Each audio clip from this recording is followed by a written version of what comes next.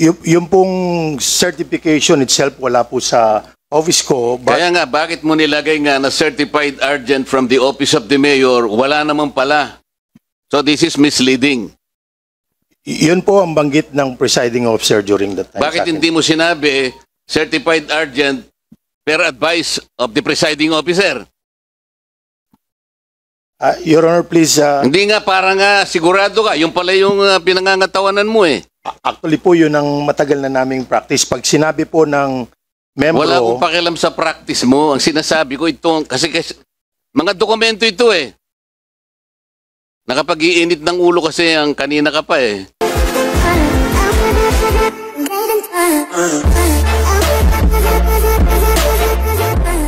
Questions for Mr. George Carino, Mr. Chair. Nasaan po kayo, Mr. Carino? Kayo po yung Sangguniang Bayan Secretary. Opo, Your Honor. Dito po sa calendar of business ninyo, dated January 14, 2020, sinabi nyo rito, kaya in-include po ninyo itong resolution nito because certified urgent under the office of the mayor. Opo, Your Tama? Honor. Opo, Your Honor. So kanina sinasabi mo, wala namang certified urgent letter ang mayor. Bakit mo nilagay sa calendar of business on January 14, 2020? Yung pong certification itself wala po sa office ko. But Kaya nga, bakit mo nilagay nga na certified urgent from the office of the mayor? Wala naman pala.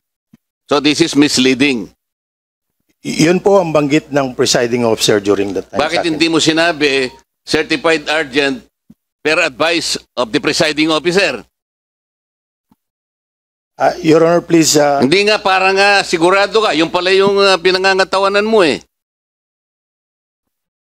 Opo. Bakit hindi mo nilagay certified urgent per advice of the presiding officer? Actually po yun ang matagal na naming practice. Pag sinabi po ng membro... Wala akong pakialam sa practice mo. Ang sinasabi ko ito, kasi mga dokumento ito eh. Nakapag-iinit ng ulo kasi ang kanina ka pa eh.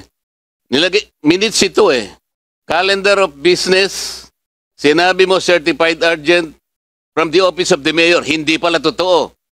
So niloko mo na yung Sangguniang Bayan. Tama. Pati kami, niloloko mo rito. Tama. Tama o hindi?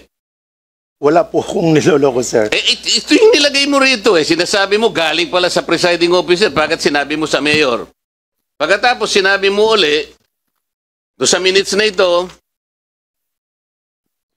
the same date, January 14, 2020, certified urgent under the office of the mayor. Pangalawang panluloko na naman ito. Mr. Chair, ano ba ang ating rule kapag niloloko tayo? As of now, we have a quorum and it all depends on the members. Sinasabi ko sa iyo kanina pa eh. Dalawang panluloko na ito.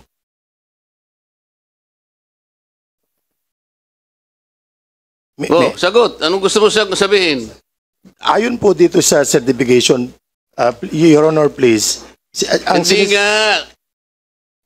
Okay, sa agenda mo, sabi mo, certified urgent from the mayor. Hindi totoo, galing pala sa presiding officer. Pagkatapos sa minutes of the meeting, certified urgent from the office of the mayor, hindi rin totoo. Pagkatapos nagbigay ka ngayon ng certification, pangatlo. Ito ngayon lang, binigay mo sa amin. Certified urgent coming from the office of the mayor. Pangatlo na to, Mr. Chair. Anong gagawin natin sa taong ito? Gusto ko sana kitang tanungin pero ayaw ko nang maniwala sa iyo eh. May I answer, Your Honor? Please. Oh. Opo. Ang banggit po sa akin ng presiding officer during that time, certified urgent yan under the office of the mayor. Kaya nga kino-cover mo si mayor eh. Tingnan mo. Under the office of the mayor po ang sinasabi Kaya nga ko. kino-cover mo siya. Ito, January 14, gumawa na kayo ng ordinance. Isipin mo, Mr. Chair, in agenda ng January 14, kinover ng minutes ng January 14, January 14 pa rin ang ordinance. Sa isang araw, kaya nga merong urgency. Pero wala kang nakitang urgency sa office ng mayor. Sinasabi mo, did you advise the mayor when you prepared the agenda that your presiding officer informed you that it's certified urgent from the mayor. Did you call the mayor that it was certified urgent? Your Honor, please, ako po yung SB Secretary lang po. Tinatanong nga kita kung ano lang po ang kung ano lang po ang sasabihin ng mga bosses natin, hindi ko po may tatanong sa kanila kung nasaan yung in respect to them, Your Honor. Sila po, yung pong Hindi Vice ko Mayor, sinasabi ang respeto dito. Mamaya na yung respeto. Ang sinasabi ko, tinawagan mo man lang si Mayor, tinext mo si Mayor. Mayor, totoo po bang certified urgent ito? Sinabi mo ba? hindi po, Your Honor, naniniwala lang po ako dun sa banggit ng presiding officer during that time. Yun lang po ang natural po, hindi ko naman po tatanungin. Wala po, it's outside the authority of the SB Secretary to disagree with the Vice Mayor or any member of the Council whether totoo po ang presentation nila So sa you akin. follow your bosses blindly? Honestly, kung ano po No, ang no. Do you follow your bosses blindly? out of respect, yes, Your Honor. Out of respect? Opo. Kasi po, hindi ko So makukwestiyon. pwede kang magbulag-bulagan dahil sa pagrespeto mo sa kanila? I stand on the... Kaya nga. So pwede kang makulong, di ba? Sapagkat pinagsinungalingan mo kami 3 beses. I hope... Sa Biblia, nung tinanong si Apostol Pedro 3 beses na tumilaok ang manok, baka ganyan ang mangyari sa'yo. So magsasabi ka na ba ng totoo o hindi? Your Honor, please, yun po, ang lahat po ng sinasabi ko dito ay totoo because I am under Okay, oath, so Your Honor. totoo rin that there are at least 12 requirements na dapat sana ay kinuha nyo muna bago kayo nakagawa ng land conversion.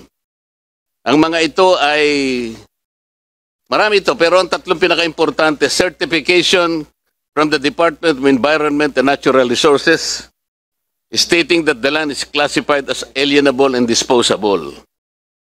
Certification from the Department of Agriculture as the total area of existing agricultural sugar lands. Certification from the Department of Agrarian Reform indicating that such lands are not distributed or covered by notice of valuation and CARP, blah, blah, blah. 12 po ang iba pang mga requirements. Kahit na wala itong requirements na ito, na-reclassify po ninyo yung lupa nung mag-asawang Lilibet Anicete at Fernando Anicete. Tama po.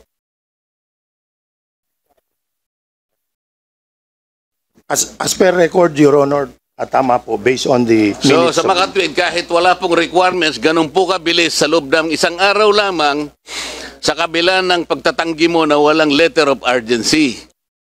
Malinaw dito na binilisan po ninyo yung paggagawa ng resolution para lamang may sakatuparan ninyo yung land conversion kahit na walang necessary documents required by law. Tama po.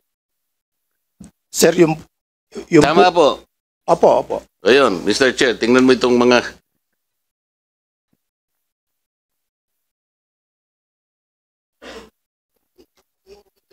Ngayon po, Mr. Chair, wala kasi ang ombudsman sapagkat sinabi nga nila hindi sila makakapag-attend dito.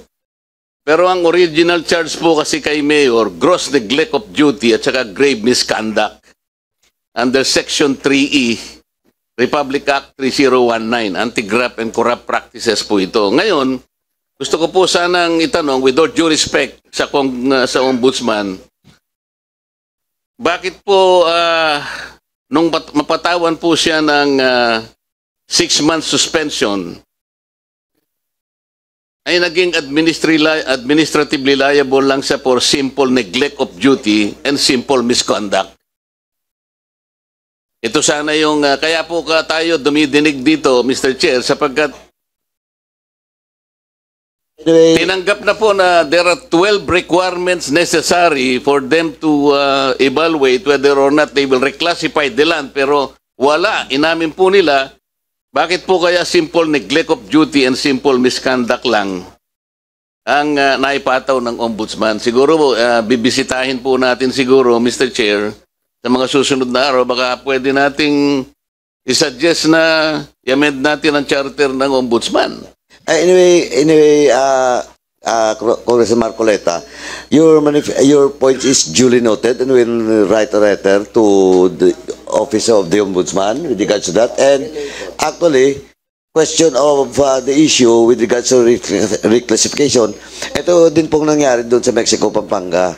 Yung mga conversion ng lupa na walang specific requirements. And in fact, in this issue with regards to the Mangaron property, may sulat po dito, we have just received a letter coming from the Department of Agrarian Reform and DNR na indeed wala ngang certificate of conversion.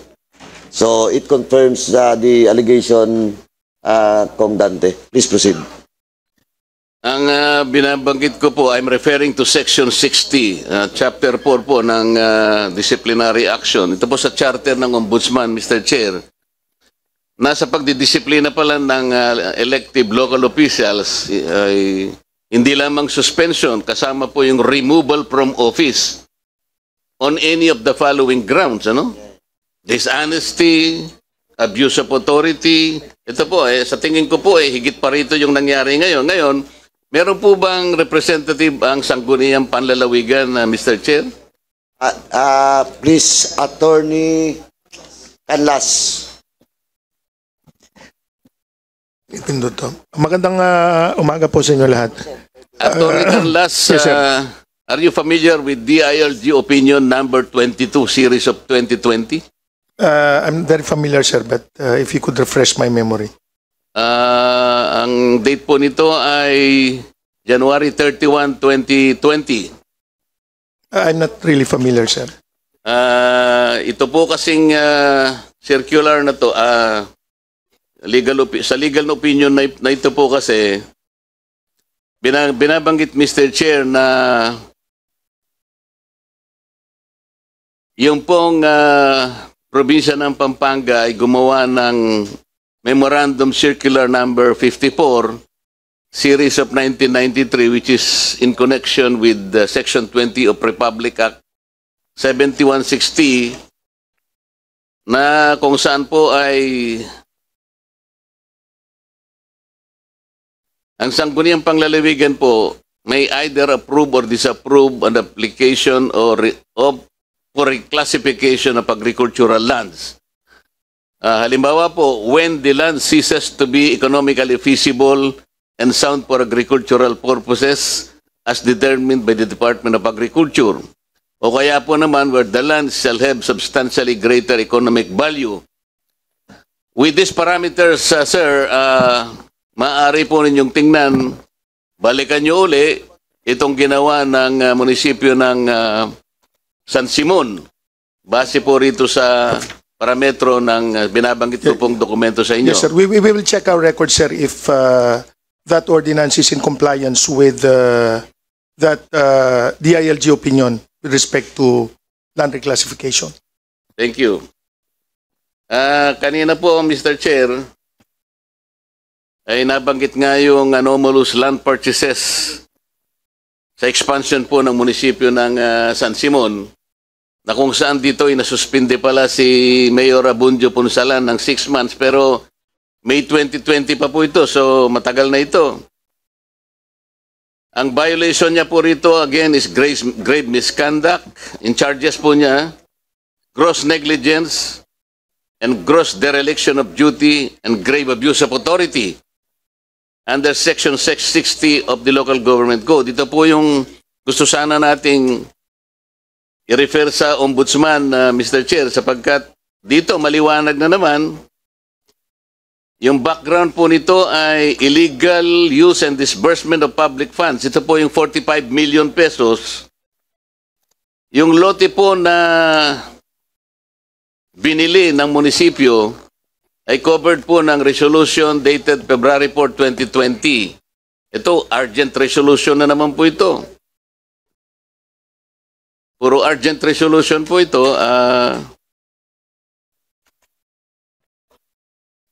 Sabi po ni George Carino, Mr. Chair, meron pong kontrata itong pagbabayaran na ito. Tama po ba ito, Mr. Carino?